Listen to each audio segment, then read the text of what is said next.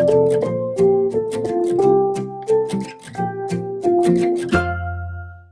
मंडळी, मी आहे भाविका पाटील. मी आहे महाराष्ट्रामधल्या खानदेश भागाची. तुमचं मनपूर्वक स्वागत आहे मराठी भाविका या चॅनलमध्ये.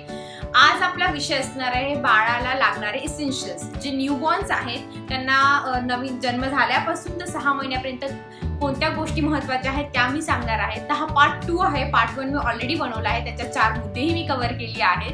तर तो पहिले प्लीज वॉच करा, त्याची लिंक मी देऊन देईल. प्लीज त्याच्यावर क्लिक करा आणि तो व्हिडिओ बघा. आणि हा व्हिडिओ सुद्धा खूप खास असणार आहे म्हणून शेवटपर्यंत बघा. आणि हा व्हिडिओ तुम्हाला आवडला तर प्लीज लाईक करा, शेअर करा, सबस्क्राईब करा आणि कमेंट करायला विसरू नका. चला तर मग करूया सुरुवात. तर बाळाची जसं मी सांगितलं 4 मुद्दे तिकडे कव्हर केले आहेत पहिल्या व्हिडिओमध्ये. तर हा मुद्दा 5 आहे. तर यात मी म्हणेल की बाळाला महत्त्वाची गोष्ट म्हणजे बाळाचं मेडिकल किट. तर हो, तुमच्याकडे बाळाचं मेडिकल किट अवेलेबल असायला पाहिजे, कारण लहान बाळ ते आपण त्याला बरेचसे व्हॅक्सिन वगैरे देतो. जन्म झाल्यापासून तर 6 महिन्यापर्यंत फ्रिक्वेंट व्हॅक्सिनेशन असतं. तर त्या व्हॅक्सिनेशन नंतर त्याची बऱ्याचदा तब्येत बिघडते. मग त्याचे सिम्पटम्स असे की त्याला ताप येतो, बऱ्याचदा त्याला कफ वगैरे पण होतो. तर मग अशा वेळी तुमच्याकडे नेहमी ती औषधं असायला हवी आणि तुम्ही डॉक्टरशी एकदा बोलून घ्या. ज्या बेसिक गोष्टी आहेत त्याची ते मेडिसिन जे तुम्हाला डॉक्टर लिहून देतात ते नेहमी तुमच्यासोबत कॅरी करा. त्याच्यामध्ये तुम्ही त्यांना पोटदुखीबद्दल किंवा काही मुलं बऱ्याच दिवस पॉटी वगैरे करत नाही, 10 दिवस सुद्धा काही मुलं पॉटी करत नाही, तर त्याचे पण काही मेडिसिन्स वगैरे असतात ते नेहमी कॅरी करा. नंतर बऱ्याचदा मुलांना घरघर वगैरे होते, सर्दी होते, तर त्याच्यासाठी नेसल ड्रॉप वगैरे असतो तो कॅरी करा. आणि विक्स असतं, विक्स पण कॅरी करा. ह्या सर्व आपल्या सोबत असायला पाहिजे, कारण कधीही बाळाला काही झालं तर तुम्ही त्याला ते हँडल करू शकतात. त्याच्यानंतर मेडिकल किटमध्ये मला ॲड करायला आवडेल की नेल कटर, कारण लहान न्यूबॉर्न बेबीजचे खूप फ्रिक्वेंटली नेल्स वाढतात, खूप जास्त त्याची ग्रोथ असते. तर आठवड्याला तुम्हाला बऱ्यापैकी ग्रोथ दिसेल, मग ते स्वतःला लावून घेतात म्हणून आपल्याला वारंवार ती काढावी लागतात. तर त्याच्यासाठी एक छोटं लहान मुलांचं नेल कटर येतं, आपलं रेग्युलर वापरू नका. ते छोटं लहान मुलांचं घ्या. आणि जेव्हा लहान मुलाची आंघोळ होत्या, म्हणजे त्याला आंघोळ घालतो, तर तेव्हा त्याची नखं खूप अशी मऊ झालेली असतात, तर ती बेस्ट टाइम आहे ते नखं काढण्याची. तर तेव्हा नखं काढा. अजून मेडिकल किटचा पार्ट मला वाटतो व्हॅक्सिनेशनचा चार्ट. तर आपण एक व्हॅक्सिनेशनचा चार्ट असा बनवायला पाहिजे आणि तो आपल्या घरात एका वॉलला तुम्ही लावून द्या. म्हणजे कसं तुम्ही कुठली डेट मिस करणार नाही किंवा तुमचं लक्षात असेल की आपण कुठली व्हॅक्सिन घेतली, काय घेतली. तसं आपल्या फाईलमध्ये असतंच, पण जर तुमच्या वॉलवर असेल तर तुम्हाला ते हँडी पडतं लक्षात ठेवायला. आणि फ्रिक्वेंटली अपॉइंटमेंट्स असतात, तर ऑलरेडी आपण बाळाच्यासाठी इतकी बिझी असतो की कधी ते मिस आउट होतं. तर तसं नको व्हायला, म्हणून एक चार्ट बनवला तर खूप उत्तम ठरेल. आणि आपल्या मेडिकल किटमध्ये एक थर्मामीटर सुद्धा असायला हवा, कारण बाळाचं टेम्परेचर जेव्हा वाढतं तर आपल्याला नक्की कळत नसतं की कुठलं टेम्परेचरला आपण काळजी करायला पाहिजे. तर जर ते 100 डिग्रीच्या वरती गेलं लहान बाळाचं टेम्परेचर, तर आपण खरंच डॉक्टरांना एकदा विचारलं गेलं पाहिजे, औषधी द्यायचे की नाही ते विचारलं पाहिजे. पण जर 100च्या खाली असेल तर इतकी काळजी करायची गरज नाही, पण हे मोजण्यासाठी आपल्याकडे नेहमी थर्मामीटर असायला पाहिजे. आणि जेव्हा बाळाला नाकामध्ये बऱ्याच वेळा घाण असते, कानामध्ये घाण असते, तर ती साफ करणं खूप कठीण जातं, कारण ते होल्स छोटे असतात, बाळ नाजूक असतात. पण ती घाण तुम्ही एक आपले मोठ्या माणसांचीच एअरबड असतात, तर त्याला कॉटन गुंडाळलेला असतो, तर त्याच्याने नाकाचीही घाण साफ करू शकतात आणि कानाची. तर ह्या सर्व बेसिक गोष्टी वारंवार आपल्याला लागतात, म्हणून ते मेडिकल किटमध्ये असायला पाहिजे, ज्याच्याने बाळाची तब्येत अगदी छान राहील आणि मस्त हसत खेळत राहील. आता नंबर 6, मुद्दा नंबर 6. मुद्दा नंबर 6 मध्ये येतं बेबी कॅरियर. तर आता बेबी कॅरियर म्हणजे जेव्हा नवीन बाळ अगदी जन्माला येतं तेव्हा त्याला त्याची मानही धरता येत नाही. तर अशा वेळी त्या बाळाला धरणं खूप नाजूक असतं, सर्वांना ते धरता येत नाही, किंवा आपण चुकीच्या पद्धतीने धरलं तर बाळाला वेदना होतात, त्याला इथे दुखतं. तर अशा वेळी त्या बेबीला कॅरी करण्यासाठी जन्म झाल्याच एक कॅरियर असतं, मी फोटो ॲड करते इथे. तर एक कॅरियर असतं, त्या कॅरियरमध्येच ते बाळ कॅरी करायला पाहिजे, म्हणजे त्या बाळाची शरीराला आपण चुकीच्या पद्धतीने पकडणार नाही आणि त्याला वेदना होणार नाही. किंवा आपण कुठे प्रवास करतोय किंवा आपण डॉक्टरांकडे व्हॅक्सिनेशनसाठी गेलोय, तर अशा वेळी खूप कठीण होतं त्याला असं वारंवार पकडणं, त्याला खूप अनकम्फर्टेबल वाटतं. तर बाळाचं एक कॅरियर येतं, ते ॲटलिस्ट तुम्ही 3-4 महिन्यापर्यंत तर वापरलंच पाहिजे. त्याच्यात बाळ आरामात धावतं आणि त्याला काही इजा होत नाही. आणि त्याच्यानंतर कॅरियरमध्येच हे अति लहान बाळासाठी नाही, पण थोडं नाही का 3 महिन्याचं वगैरे बाळ झालं की त्याच्यानंतर थोडं मान पकडायला लागलं की मग एक अजून एक कॅरियर येतं जे पोटाला लावतात. बरेच लोक ते लहान बाळांना म्हणजे न्यूबॉर्न्सला पण वापरतात, पण मी ते प्रिफर करणार नाही, कारण ते खूपच नाजूक असतं ना बाळ. ते कॅरियर जे असतं ते हातात पकडायचं तेच त्याच्यासाठी कम्फर्टेबल वाटतं मला. आणि जे पोटाला लावून जे असतात त्याला बेबी हँगर किंवा बेबी कॅरियर असे पण म्हणतात. आणि त्याच्यामध्ये बाळ टाकायचं आणि बाळाला तुम्ही फिरवू शकता. म्हणजे तेव्हा बाळ अगदी छोटं असतं तर तुम्ही त्याला वॉकला नेऊ शकतात किंवा तुम्ही दवाखान्यात न्यायचं तसं त्या पद्धतीने नेऊ शकतात. किंवा बेबीला झाल्या तर आपण जास्त बाहेर नेत नाही, पण थोडं नाही का 2-3 महिन्याचं झाल्यानंतर आपल्याला त्याला थोडं बाहेरच्या गोष्टींसोबत पण मिसळून घ्यायचं असतं, समजून द्यायचे असतात की असं असतं. तर अशा वेळी ते पोटाला जे कॅरियर असतं त्याच्यात जर तुम्ही बाळ टाकलं तर तुम्हाला आणि बाळाला दोघांना कम्फर्टेबल वाटतं. आणि त्याच्यानंतर बेबी कॅरी करण्यासाठी बरेचसे लोक स्ट्रॉलर देखील घेतात. तर स्ट्रॉलरमध्ये पण इन्व्हेस्ट करायला काहीच हरकत नाहीये, कारण असं की बाळ हे लहान असल्यापासून तर ते बऱ्यापैकी मोठं म्हणजे 3-4 वर्षाचं बाळ देखील तुम्ही होईपर्यंत ते स्ट्रॉलर कॅरी करू शकता. तर त्याच्यात इनिशियली आपण जेव्हा इन्व्हेस्ट करतो तेव्हा आपल्याला ती थोडी बिग अमाऊंट वाटते, पण ती खूप काळासाठी आपण वापरतो आणि त्याच्यामुळे त्या बाळाला आणि आपल्याला खूप कम्फर्टेबल वाटतं. कारण वारंवार आपण बेबीला जेव्हा आपण धरतो आपण जास्त काळ त्याला धरू शकत नाही, प्लस त्याची पोझिशनही एवढी कम्फर्टेबल नसते. म्हणून स्ट्रॉलर खूप बेस्ट ऑप्शन आहे. म्हणून स्ट्रॉलर आपण नक्की घ्यायला पाहिजे, कारण त्याला रोज एव्हरीडे वॉक करण्यासाठी, कुठे नेण्यासाठी किंवा आपण कुठे छोटी मोठी ट्रिप केली आहे तिथेही कॅरी करण्यासाठी खूप खूप गरजेचं आहे. आणि सर्वात महत्त्वाचं म्हणजे जर तुमच्या काही कार असेल तर प्लीज कार सीट बाळासाठी घ्या, कारण ते बाळासाठी खूप जास्त महत्त्वाचं आहे. त्याच्यामुळे त्याचा कम्फर्ट झोन असतो. बाळाला बऱ्याचदा प्रवासात इथे दुखतं आणि मग त्याला दूध पिता येत नाही, तो खूप आजारी पडतो, अशा खूप साऱ्या गोष्टी होतात. म्हणून कार सीट पण खूप महत्त्वाचं आहे. आणि बेबी कॅरियरचा पार्ट नाही, पण कार सीटला बेबी ऑन बोर्ड असं स्टिकरही मिळतं. तर ते स्टिकरही घ्या, म्हणजे मागचे जे लोक असतात तुमच्या कार मागे जे लोक असतात तर ते सुद्धा ते स्टिकर वाचल्यानंतर थोडं केअरफुल ड्राईव्ह करतात. तर हो, ह्या सर्व गोष्टी होत्या बेबी कॅरियर याच्यामध्ये. आता मुद्दा नंबर 7 मध्ये मी सांगेल बेबी स्लीपिंग इसेन्शियल्स, म्हणजे बेबी झोपण्यासाठी लागणाऱ्या गोष्टी. तर सर्वात महत्त्वाचं बेबीला लागतं पाळणं. तर पाळणा कसा असायला हवा, तर बरेचसे लोक पाळणा असा आकाराचा घेतात, पण डॉक्टरांच्या म्हणण्यानुसार बाळाला नेहमी फ्लॅट असणारा पाळणा घ्यावा, कारण बाळाचा तेव्हा पाठीचा कणा पूर्ण डेव्हलप झालेला नसतो, तर तो फार नाजूक असतो. त्याच्यामुळे त्याला फ्लॅट असेल तर त्याची डेव्हलपमेंट छान होते, त्याला काही इजा होत नाही. पण बरेचसे लोक तसाही घेतात आणि बेबी हेल्दी असतात. पण आय विल प्रिफर की जे डॉक्टरांनी सांगितले ते ऐकायला पाहिजे. आणि खरंच बाळाचा पाठीचा कणा हा थोडा वीक असतो तर फ्लॅट घ्या, म्हणून फ्लॅट पाळणा आपल्याकडे असायलाच पाहिजे. आणि त्यात असा एक प्रॉब्लेम होतो लहान बाळांसाठी की फ्लॅट पाळणा असल्यामुळे बाळ पूर्ण वेळ झोपून असतं. न्यूबॉर्न बेबीज हे स्टार्टिंगचे 3 महिने तर ते झोपूनच असतात बऱ्यापैकी. तर ते झोपून त्यांचं जे मागचं हेड असतं ते थोडं चप्पट होतं. तर ते अवॉइड करण्यासाठी खूप महत्त्वाची गोष्ट म्हणजे राईचा पिलू. तर हो, राईचा पिलो येतो तो तुम्ही घेणं खूप गरजेचं आहे, कारण त्याच्यामुळे बाळाचं जो हेडचा शेप आहे, ती राई जसा शेप आहे तसं हे होते, सरकत जाते आणि बाळाला कुठून असा फोर्स नाही होत की ते चपटं होईल म्हणून. तर बाळाचं डोकं जसं आहे तसं राहायला मदत होते, म्हणून राईचा पिलो असणं गरजेचं आहे. नाहीतर मग बाळाचं डोकं हे चपटं होतं. तर चपटं झालं म्हणजे ते कायमस्वरूपी तसं राहील का, तसं राहत नाही. डॉक्टर असं म्हणतात की जेव्हा बाळ मान धरायला लागतं, टमी टाईम घेतं, जेव्हा तो जास्त काळ झोपून राहत नाही तेव्हा ते राऊंड होतं, पण तेव्हा तुम्हाला फार काळजी घ्यावी लागते. त्याला असं नेहमी करावं लागतं किंवा तुम्हाला थोडं बघायलाही ते विचित्र वाटतं. म्हणून ते टाळण्यासाठी नेहमी राईचा पिलो वापरा, म्हणजे बाळाचं डोकं हे चपटं होणार नाही.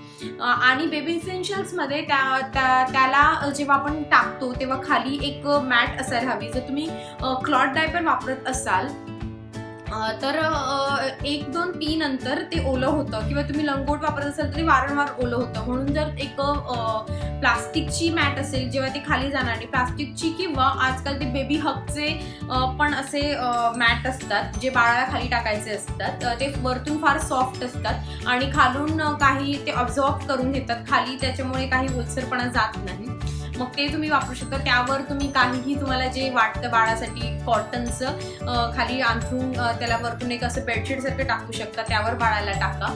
आणि पांघरण्यासाठी त्या बाळाला तुम्ही एक छोटं असं ब्लँकेट वगैरे काही स्पेशल बाळासाठीचं असतं ते विकत घेऊ शकता. किंवा आता माझ्या घरी म्हणजे माझ्या आईने, माझ्या सासूबाईंनी बाळासाठी आमच्याकडे गोदडी नावाची एक कन्सेप्ट आहे. मोस्ट ऑफ द लोकांना ती माहिती असेल किंवा ज्यांना माहिती नसेल त्यांच्यासाठी मी सांगते. तर ती घरीच शिवतात. तिला कॉटनची जी साडी असते त्या बाळासाठी आम्ही कॉटनची शिवली होती. कॉटनच्या साडीमध्ये कॉटनचेच बेडशीट वगैरे टाकले गेले होते आणि मग तिला शिवायची असते. तर अशी गोदडी माझ्याकडे होती, तर मी बाळाला पांघरण्यासाठी तीच वापरायची. तर तुम्हीही ते तसं काहीतरी करून बाळाला ते वापरू शकता. ती गोदडी खूप बेस्ट आहे, बाळालाही आवडते आणि बाळाला कम्फर्टेबल पण आहे. बाळाला त्याच्यात जास्त गरम होत नाही कारण ती कॉटनची आहे. आणि बाळाच्या अजून स्लिपिंग एसेन्शियलमध्ये बाळ जेव्हा कधी गादीवर झोपून जातं, पाळण्यात झोपत नाही वगैरे, तर तेव्हा तुमच्याकडे मॉस्किटो नेट असायला पाहिजे. मग अशा वेळी तुम्ही मेक शुअर असतात की बाळ त्याच्यात अगदी सेफ झोपलंय म्हणून, कारण मच्छर वगैरे चावायला नको त्या बाळाला. तर अशा प्रकारे होतं बेबी इसेन्शियल. आता मुद्दा नंबर 8 याच्यामध्ये आहे बेबीला लागणारं फर्निचर. तर याच्यात काय, तर ऑब्व्हियसली तुमच्या घरात एक नवीन मेंबर ऍड झालाय, तर त्याचे कपडे, त्याची झोपण्याची जागा, त्याचे खेळणे, त्याची सर्व गोष्टी ठेवण्यासाठी तुम्हाला फर्निचर लागतं. तर त्याच्यात तुम्हाला काय काय ऍड तुम्ही करू शकता. तर एक बाळाला कपडे ठेवण्यासाठीची जागा. तर ऑब्व्हियसली आपल्याकडे एक छोटंसं कम्फर्ट जे स्टोरेज असं काहीतरी पाहिजे जिथे बाळाचे तुम्ही कपडे व्यवस्थित ठेवू शकता. कारण बाळाच्या कपड्यांमध्ये फार गोष्टी असतात. रात्री झोपण्याच्या गोष्टी वेगळ्या, त्याचे लंगोट, त्याचे डायपर्सचं सेक्शन्स वेगळं, त्याचे सॉक्स वगैरेचं सेक्शन वेगळं, त्याचे बिब्स असतात त्याचं सेक्शन वेगळं, त्याच्या टोप्या असतात, त्याचे स्वेटर्स असतात, त्याचे रुमाल्स असतात. अशा खूप साऱ्या गोष्टी असतात त्या स्टोअर करण्यासाठी. असे वेगवेगळे सेक्शन्स असले तर आपल्याला इझी पडतं काढायला, ठेवायला. आणि प्लस ज्या गोष्टी कारण एका दिवसात ते बाळ भरपूर साऱ्या गोष्टी वापरतं, तर ते जे वापरलं गेलं त्याच्यासाठी पण एक सेक्शन असेल किंवा एक छोटी बास्केट असेल तर त्याच्यात आपण सिम्पली टाकू शकतो. म्हणजे नेक्स्ट डे आपल्याला सॉर्ट आउट करायला प्रश्न पडत नाही की बास्केट घेऊन आपण मशीनला लावू शकतो. तर अशा प्रकारे आपल्याला ते स्टोरेज असायला पाहिजे. आणि बेबी स्टोरेजमध्ये मग अजून टॉयचं स्टोरेज वेगळं, क्लॉथचं स्टोरेज वेगळं, एक मेडिसिन ठेवायचं स्टोरेज वेगळं. त्याच्यात आपण बाळाच्या मेडिकलचे फाईल्स पण ठेवू शकतो. अजून बऱ्याच लोकांकडे डायपर चेंजिंगसाठी पण टेबल्स वगैरे पण ठेवतात ते लोक. तसंही तुम्हाला जर काही फर्निचर करायचं असेल तर तुम्ही तसंही करू शकतात. तर बेबीच्या फर्निचरमध्ये मला अजून पॉईंट ॲड करायला आवडेल, तो म्हणजे बेबी बॅसिनेट. तर झोपण्यासाठी बरेच लोक बाळासाठी बॅसिनेट घेतात. ते आईपासून थोडं बाळ दूर झोपतं, त्या बॅसिनेटमध्ये झोपतं. तर अशाही गोष्टी तुम्ही बाय करू शकता बाळाला झोपवण्यासाठी. आणि दुसरी गोष्ट, बाळाची जेव्हा आपण कपडे वगैरे धुतो त्यानंतर बाळाचे छोटे छोटे कपडे असतात तर ते आणि वारंवार आपल्याला लागत असतात दिवसभरातनं, तर ते वाळण्यासाठी आणि किंवा नेहमी वाळून झाल्यानंतर सुद्धा आपण तिथेच ठेवू शकतो. त्याच्या घड्या वगैरे मारता येत नाही कारण ते खरंच खूप छोटी असतात. तर त्याच्यासाठी हँगर्स असतात. तर त्याच्यात पहिले तुम्हाला मी हँगर दाखवते. अशा प्रकारचे हँगर तुम्ही वापरू शकता. असे गोल असतात, असे असतात. तर याला तुम्ही हातातले मोजे, पायातले मोजे किंवा बिब्स, त्याचे छोटे छोटे रुमाल, अशा सर्व छोट्या छोट्या गोष्टी तुम्ही इथे टांगू शकतात. म्हणजे तुम्हाला काड्या घालायला इझी पडतं. त्याच्या घड्या वगैरे माराव्या लागत नाही कारण धुतलं की ते टांगायचं, ते वाढलं की तुम्ही वापरायचं. त्याच्यानंतर मी सांगेल की काही बाळ हे 5व्या महिन्यापासूनच वरचं खायला लागतं. तर त्या बाळांसाठी हायचेअर बाय करायला पाहिजे. कारण त्यात बाळाला पहिल्यापासूनच अशी सवय लागते की ते बसतं व्यवस्थित, त्याला बक्कल असतात म्हणजे ते पडत वगैरे नाही. प्लस त्याला बसायची पण प्रॅक्टिस होते. ते लावल्यानंतर त्या बाळाला आपण खाण्यासाठी देतो तर त्या बाळालाही कळतं की नाव इट्स इटिंग टाइम. तर ते बाळाला तसं आपण ट्रेन केलं तर नंतर पुढे जाऊनही आपल्याला फार कमी त्रास होतो. तो बरेचसे बाळा मी पाहिली आहेत जी खाताना प्रचंड त्रास देतात, झोपून जातात, रडतात. अशी जर तुम्ही प्रॉपर पहिल्यापासून सवय लावली ना एका चेअरवर बसून जेवू घालायची तर त्यांना माहिती असतं की इथे बसलं म्हणजे मला जेवायचंय. म्हणून तुम्ही अशा प्रकारच्या चेअरमध्ये इन्व्हेस्ट करायला काही हरकत नाही. त्याच्यात खूप सारे प्रकार असतात. काही छोटे असतात, काही मोठे असतात. पण मोठी घेतली तर चांगली कारण तुमच्याकडे जर डायनिंग टेबल वगैरे असेल तर तो बाळा तुमच्यासोबतच बसू शकतो.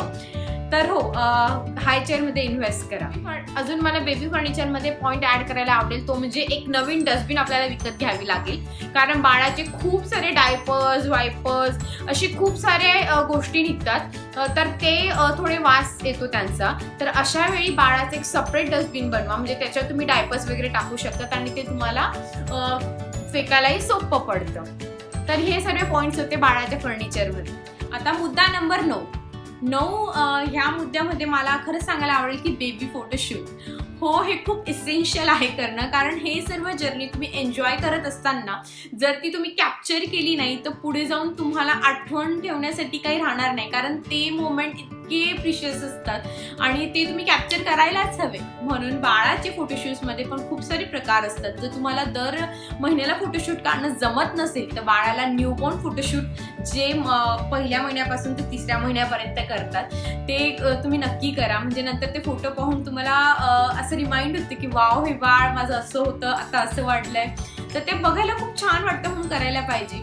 म्हणजे न्यूबॉर्न फोटोशूटमध्ये जसं मी सांगितलं 0 ते 3 अशा महिन्यांमध्ये करतात. त्याच्यानंतर 6 मंथ्सचं पण फोटोशूट करतात, 1 इयरचं पण फोटोशूट करतात. काही लोक इच अँड एव्हरी मंथ सुद्धा बाहेर जाऊन फोटोशूट करतात. तर हे फोटोशूट म्हणजे मी घरचं म्हणत नाहीये, तर हे प्रोफेशनल फोटोशूट तुम्ही करा. एखादा फोटोग्राफर, जे बाहेर असे खूप सारे न्यूबॉर्न फोटोग्राफर पण असतात, बेबी फोटोग्राफी, मॅटर्निटी फोटोग्राफी असे फोटोग्राफर्स असतात, तर त्यांच्याकडे जाऊन फोटोशूट करा. कारण हे मोमेंट खूप जास्त प्रिशियस आहे.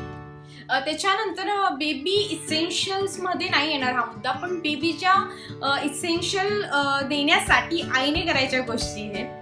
बेबीला कम्फर्ट देण्यासाठी आईने ह्या 2 गोष्टी वापरायला पाहिजे. तर त्याच्यात मी सांगेल की मॅटर्निटी बॅग. तर हो, आईने मॅटर्निटी बॅग वापरली ना तर आईसाठी खूप सोपं होईल, बाळासाठी पण. कारण बाळ कधी कधी अचानक रडायला लागतं, तर एकदम सर्व गोष्टी हँडी पाहिजे. म्हणजे त्याचं खाण्याचं सामान, त्याच्या वाईप्स, त्याचं डायपर वगैरे सर्व. तर अशा वेळी ही बॅग आहे. आणि त्याचसोबत मम्मीचा पण पर्स असते, मोबाईल असतो. तर हे सर्व कसं कॅरी करणार, ते ह्या बॅगमधून कॅरी करणार. तर इथे बघा खूप सारे सेक्शन्स आहे. हा एक सेक्शन वाईप्ससाठी आहे. त्याच्यानंतर हा बॉटलसाठी आहे. त्याच्यानंतर हे मागून अशी ओपन होते, म्हणजे इथे तुम्ही काही बाळाचं ठेवलं असेल, खालच्या साईडला असेल तर पटकन तुम्ही काढू शकतात. नंतर इथे बाळाचे बॉटल्स वगैरे ठेवण्यासाठी आहे. आणि आईचा पण मोबाईल वगैरे ठेवण्यासाठी त्यांनी इथे सेक्शन दिलेलं आहे. तर ही खूप मस्त बॅग आहे. खूप सारे सेक्शन्स आहे ह्या बॅगला. मला तर खूप हेल्पफुल ठरली ही बॅग. मध्ये सुद्धा त्याला खूप सेक्शन्स आहे. म्हणजे तुम्ही छोटे रुमाल, बिप्स वगैरे असे खूप काही गोष्टी अशा वेगवेगळ्या ठिकाणी ठेवू शकता. टॉयज ठेवू शकता. म्हणजे बाळ रडलं की मला पटकन तुम्हाला काय हवंय ते तुम्ही काढू शकता. तर ह्या बॅगमध्ये तुम्ही नक्की इन्व्हेस्ट करायला पाहिजे असं मला वाटतं. ही मी जेव्हा घेतली होती तेव्हा ती 2000ला होती. तर याची सुद्धा मी लिंक डिस्क्रिप्शन बॉक्समध्ये देऊन देईल, तिथे जाऊन तुम्ही बाय करू शकता. तर जे नंबर 2 वर सांगेल तर बेबी प्लस ॲप मी वापरायची. तर असेच खूप सारे ॲप्स मार्केटमध्ये आहेत जे काय सांगतात तर ते बेबी 0 ते 12 अशा महिन्यामधलं जे काही बाळाची डेव्हलपमेंट असते, बाळाला खाण्यापिण्याला काय द्यायला पाहिजे किंवा बाळ दर महिन्याला काही ना काही डेव्हलप करत असतो, तर ते सर्व त्याच्यात सांगितलं जातं. जसं मी तुम्हाला सांगितलं की बाळाचं डोकं हे चपट होतं 3 महिन्यानंतर, ते सुद्धा त्यात मेन्शन केलेलं असतं.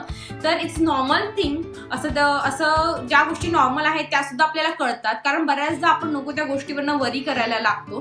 त्याच्यात त्याचे रिझन सुद्धा दिलेले असतात. म्हणून आपण निवांत राहतो की ओके ठीक आहे, हे जे काही होते आपल्या बाळासोबत ते नॉर्मल आहे, हा त्याच्या डेव्हलपमेंटचा पार्ट आहे. म्हणून ते ॲप वापरा आणि मस्त निवांत राहा. आणि हा व्हिडिओ आवडला असेल तर प्लीज लाईक करा, शेअर करा, सबस्क्राईब करा आणि कमेंट करायला विसरू नका. आणि जास्तीत जास्त लोकांसोबत शेअर करा. तर काळजी घ्या. धन्यवाद. बाय.